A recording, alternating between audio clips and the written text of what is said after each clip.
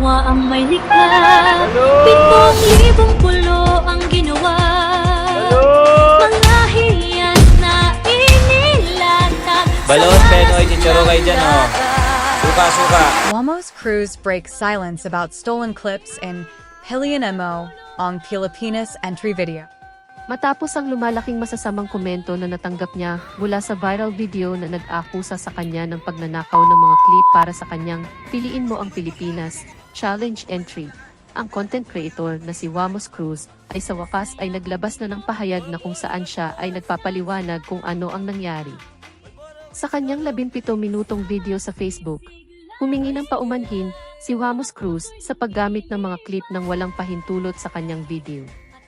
Nagdulot ng kontrobersya sa mga netizens ang mga clips dahil mula daw ito sa 2023 Sinulog Festival video ng JK73. Humingi ng paumanhin si Wamos Cruz sa ngalan ng kanyang editor na nagsabing siya o kanyang editor ang may kasalanan. Nagalit naman ang mga netizen dahil tila naghugas kamay si Wamos dito. Saad ng mga nag-comment, bakit ang editor ang sinisisi? Imposible naman na hindi mo alam ang laman ng video. Hindi ho ako yung may kasalanan dito. Hindi ho ako yung may kasalanan dito na bakit hindi ako na may kasalanan dito na bakit may na-involved na clip video doon, no? So, una sa lahat, ako po ay isang vlogger, content creator. Gumagawa lang din naman ng video, pero hindi ibig sabihin nun ako na po ay isang editor or... Hindi ako yung may kasalanan dito na bakit may na-involve na clip video doon. Ako po ay isang vlogger, content creator. Gumagawa lang din naman ng video pero hindi ibig sabihin nun ako na po ay isang editor or videographer. Saad ni Wamos Cruz.